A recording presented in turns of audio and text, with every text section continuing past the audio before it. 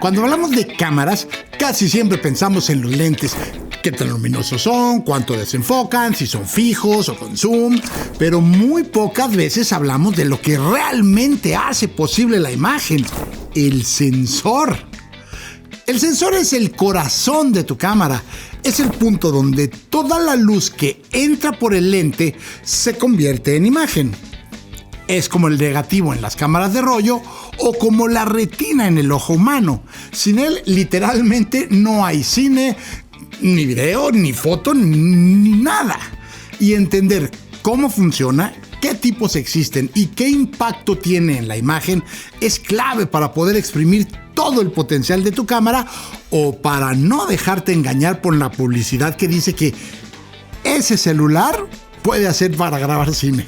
Porque no todo lo que graba video es cine y no todo lo que tiene 100 megapíxeles es mejor que lo que tiene 12. En este video vamos a entender por qué el sensor es uno de los componentes más importantes de cualquier cámara y cómo su tecnología, su tamaño y su diseño afectan directamente la calidad de lo que grabas. Y como siempre, no me voy a meter en pinches datos terriblemente técnicos que nomás confunden y que vas a terminar abandonando el pinche video a medias y yo me voy a quedar aquí solito como baboso esperando a ver si regresas. Te voy a dar información clara y comprensible de qué es un sensor, cómo funciona y cuál es el más adecuado para lo que quieras grabar. Vente, vámonos.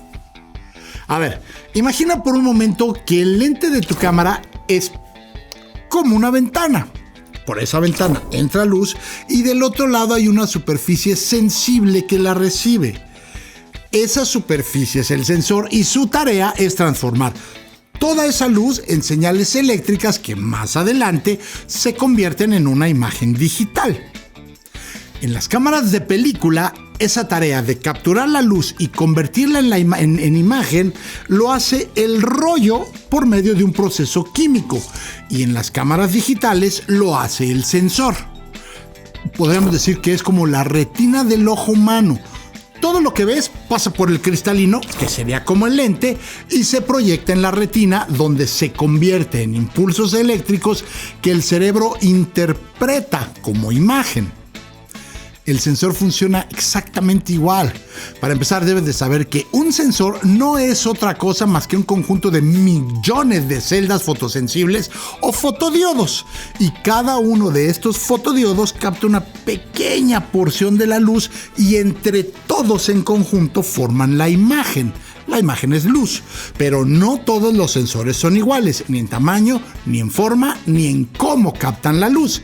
Y es precisamente esa la razón por la que dos cámaras pueden grabar a la misma resolución, pero dar resultados totalmente distintos. Porque una cosa es la cantidad de píxeles y otra muy diferente la calidad con la que esos píxeles se construyen.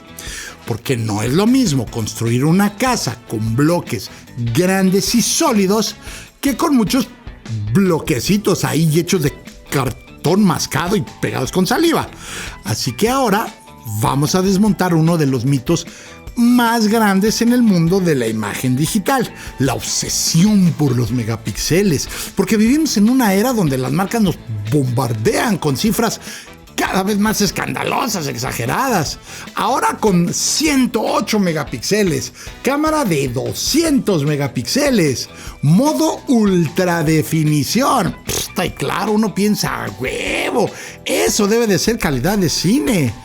Pero, ¿y si te dijera que no necesariamente?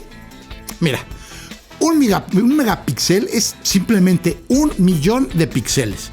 Pero si metes 108 millones de píxeles en un sensor del tamaño de una uña del dedo chiquito de tu pie como la de los celulares, esos píxeles que son tan diminutos apenas si pueden captar luz y no captan suficiente luz por sí mismos.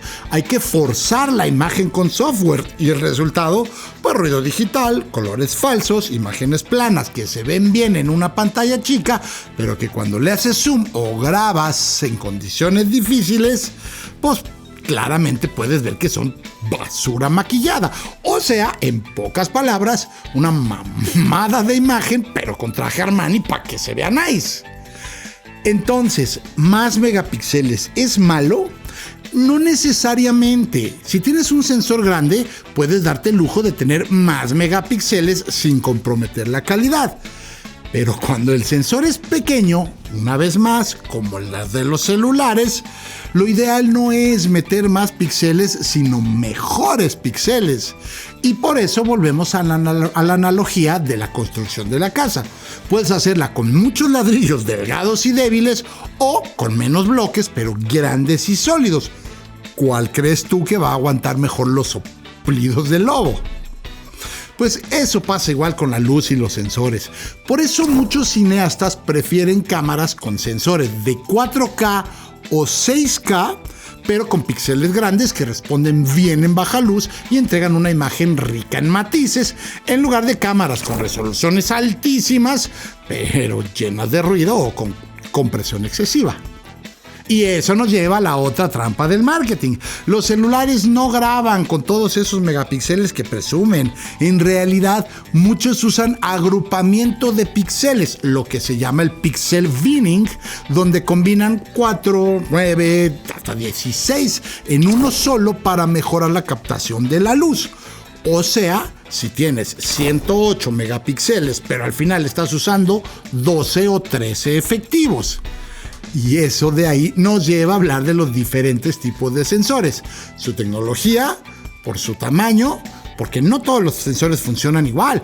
A lo largo del tiempo han existido diferentes tecnologías para captar la luz, pero las dos más importantes y que definen generaciones de cámaras son los CCD y los CMOS.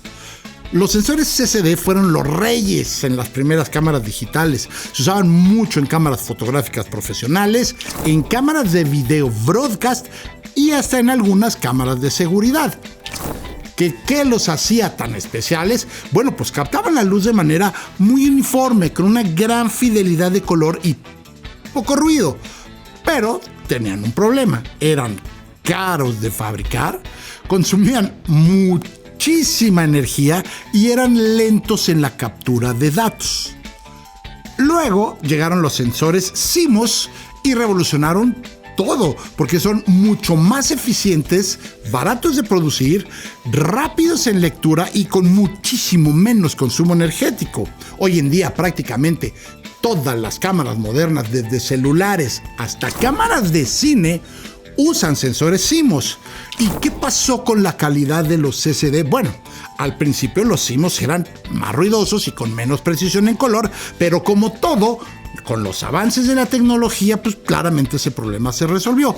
Hoy un sensor CMOS puede tener una calidad de imagen tan alta que incluso cámaras como la Arri Alexa, la Red Komodo o la Sony Venice lo utilizan para grabar películas de Hollywood. Ahora bien, dentro de los sensores CMOS hay otra diferencia importante que conviene entender. Los sensores tipo Rolling Shutter y los sensores tipo Global Shutter. El Rolling Shutter es el más común. Aquí la imagen se lee línea por línea de arriba hacia abajo. El problema, que cuando hay movimiento rápido o haces paneos veloces con tu cámara, puedes notar distorsiones como si la imagen como que se derritiera, como que se deformara. Seguro lo has visto al grabar edificios altos con un movimiento rápido de tu cámara. En cambio, el Global Shutter lee toda la imagen de golpe, así, ¡pum!, de un fregadazo y al mismo tiempo, y esto elimina ese efecto gelatinoso y da imágenes más estables, sobre todo en acción rápida. Pero claro, el Global Shutter todavía es más costoso de implementar, así que suele reservarse para cámaras de gama muy alta, aunque sí ya está empezando a aparecer en modelos más accesibles como la Blackmagic Ursa 12K o la Red Komodo. Bueno, ahora que ya sabemos cómo funciona un sensor y qué tipos existen, vamos con una de las preguntas más frecuentes y a la vez de las más malentendidas. ¿Qué tan grande es tu sensor? Y ojo, no estamos hablando de resolución ni de cantidad de megapíxeles. Estamos hablando del tamaño físico, del área real donde se forma la imagen. Y aquí aplica la regla de oro de la óptica digital. Mientras más grande es el sensor, más luz puede captar y mejor calidad de imagen te va a ofrecer. Volvamos a la analogía de la ventana. Mientras más grande es la ventana, más luz deja pasar al interior de la habitación. ¿Estamos? Bueno, pues exactamente lo mismo pasa con el sensor de tu cámara. ¿Y cómo afecta este tamaño? Pues de muchas maneras. A ver, primero, como ya lo vimos en la captación de la luz, un sensor más grande tiene celdas fotosensibles más grandes. Eso significa que puede atrapar más luz sin necesidad de subir tanto el ISO ni generar ruido digital, resultando en imágenes mucho mejores en condiciones difíciles, o sea, de poca luz. Segundo, el rango dinámico, o sea, más información en las sombras y en las luces. Eso permite que no se quemen los cielos ni se pierdan detalles tampoco en las zonas oscuras. Tercero, la profundidad de campo. A mayor tamaño de sensor, más fácil es lograr que desenfoques cosas de manera natural. Esos fondos cremosos que tanto buscamos en el cine, el fondo borrosito. Y cuarto, el ángulo de visión, el famoso factor de recorte. Si montas el mismo lente en un sensor full frame y en una APS-C, vas a notar que el cuadro se ve más cerrado en el segundo, en el APS-C. Eso es porque el sensor más pequeño está viendo una porción más reducida de la imagen proyectada por el lente. Tiene menos superficie. Así que entonces, un sensor grande te da más luz natural, sin necesidad de empujar el ISO ni depender del software, menos ruido digital, sobre todo en condiciones de poca luz, mejor color y detalle en las texturas, mayor rango dinámico, es decir, como ya lo vimos, más capacidad para registrar zonas oscuras y claras al mismo tiempo. Y por si fuera poco, una profundidad de campo más cinematográfica. Y ahora ven, vamos a conocer los tamaños más comunes de sensores, desde el más grande hasta el más pequeñito. Vamos a empezar con el full frame, que es equivalente al tamaño de un negativo de 35 milímetros. Se usan muchas cámaras de foto y cine de alta gama, suelen tener un rango dinámico excelente y tienen muy buen desempeño en baja luz y te dan una profundidad de campo muy marcada. Luego tenemos el sensor Super 35 milímetros, es un poco más pequeño que el full frame y es el estándar en cine digital desde hace años. Incluso casi todas las películas de Hollywood se graban en Super 35 milímetros. De ahí le sigue el sensor APS-C, que es usado en muchas cámaras DSLR y mirrorless de gama media. Tiene un buen equilibrio entre tamaño y calidad. Logras imágenes con cierta profundidad de campo y un buen nivel de detalle. Luego tenemos el sensor micro 4 tercios, es más pequeño, pero muy popular en cámaras compactas y versátiles como las Panasonic Lumix. Es ideal para documentalistas, creadores viajeros y grabación en espacios reducidos. Es muy buena para ese tipo de producciones. De ahí nos vamos con el sensor de 1 pulgada. Es muy común en cámaras de video portátiles, muy funcional para hacer trabajos de reportero, coberturas de eventos rápidos y vlogging, pero no esperes mucho en escenarios con poca iluminación. Y por último, tenemos los sensores de 1/2 tercios de pulgada o más pequeños. Son muy usados en cámaras compactas, cámaras de acción como las GoPro y sobre todo en celulares, donde gran parte del milagro visual de los celulares no lo hace el sensor, sino el procesamiento por inteligencia artificial. Por eso las cámaras de cine profesional no tienen sensores diminutos, porque aunque el marketing diga que ya puedes grabar cine con tu celular, la realidad es otra. Los sensores pequeños simplemente no tienen espacio físico suficiente para captar la misma información que uno grande. Y si no hay información, pues hay que inventarla con software. Eso es lo que hacen los celulares que hagan que se vean tan bonito. Y por eso un celular, por más megapíxeles que tenga, jamás va a igualar o va a poder igualar la calidad orgánica, rica y profundidad de una cámara con sensor grande. Es lógico, es pura física. Ahora, ¿puedes grabar cosas muy buenas con un celular? Claro que sí, pero también hay que reconocer sus límites y no dejarse llevar por campañas que exageran o maquillan lo que el dispositivo realmente puede hacer. Y después de todo lo que hemos visto, quizás te estés preguntando, entonces, ¿qué sensor me conviene a mí? La respuesta no es única. Todo depende de lo que haces, de cómo grabas y de qué tan exigente necesitas que sea tu imagen. A ver, aquí van algunos escenarios prácticos. Ahí te va. Por ejemplo, si haces contenido para redes sociales, entrevistas casuales o videoblogs diarios, probablemente no necesitas un sensor full frame ni una cámara de cine. Un sensor tipo micro 4/3 o APS-C puede darte resultados excelentes con buena nitidez y profundidad de campo controlada. Son muy versátiles, te puede servir de mucho. Si grabas eventos sociales, bodas, documentales o trabajas en condiciones de luz cambiante, un sensor más grande te da mayor flexibilidad, menos ruido y mejor respuesta sin tener que llevar toneladas de luces. Si haces cine, ficción, videoclips o proyectos con intención estética fuerte, el sensor grande no es un lujo. Es una herramienta indispensable. Aquí el full frame o el super 35 milímetros te dan ese look cinematográfico que simplemente no puedes lograr con sensores pequeños. Y los celulares, los celulares funcionan bien para grabaciones rápidas, detrás de cámaras, tu herramienta de ensayo para proyectos más grandes o como segunda cámara de apoyo o incluso para tomas complementarias. Es más, incluso puede ser tu excusa para empezar a grabar sin tener que esperar a tener el equipo ideal. Pero no los veas como un reemplazo de una cámara profesional porque no lo son.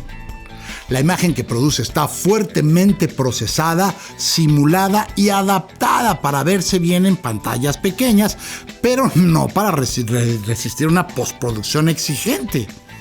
Y si ya tienes una cámara, tal vez con sensor pequeño, no te frustres, no pasa nada, no hay gran rollo. Conocer sus límites te permite exprimirla mejor. Usa una buena iluminación, controla bien el ISO y aprovecha lo que sí puede darte sin forzarla. Eso es conocer tu cámara. Lo importante no es solo qué sensor tienes, sino cómo lo usas y qué decisiones tomas a partir de entender cómo trabaja. Así que ahora ya lo sabes, el sensor es mucho más que un componente técnico, es el corazón de tu cámara. Es de donde se forma la imagen y entender cómo funciona, qué tipo tienes y qué puedes esperar de él cambia por completo tu manera de grabar. Porque, no se trata solo de tener el mejor equipo, sino de saber lo que tu equipo puede y no puede hacer. Y así dejas de frustrarte cuando no entiendes por qué hay ruido en tus tomas nocturnas, por ejemplo. Dejas de obsesionarte con los megapíxeles cuando ves que lo que importa es la luz, el enfoque y el encuadre. Y sobre todo, dejas de depender del modo automático y empiezas a tomar decisiones con criterio, sabiendo lo que puedes lograr. Así tengas una cámara de cine o una mirrorless o un celular con buena luz, cuando sabes lo que estás haciendo, la herramienta se vuelve una extensión de tu intención y eso es dominar tu cámara. Si te gustó este video, por favor, dale like. A los creadores de contenido nos ayuda un montonal ese precioso y codiciado like tuyo. Y por supuesto, si te quedó alguna duda o quieres sugerir un tema en particular, escríbenos aquí abajo en la caja de comentarios y nosotros te respondemos, pero así, en friega. Bueno, más o menos, a veces la neta sí nos tardamos un poquito, pero respondemos. Nos vemos en el siguiente video de Filmmaker Express. Por lo pronto, gracias y adiós.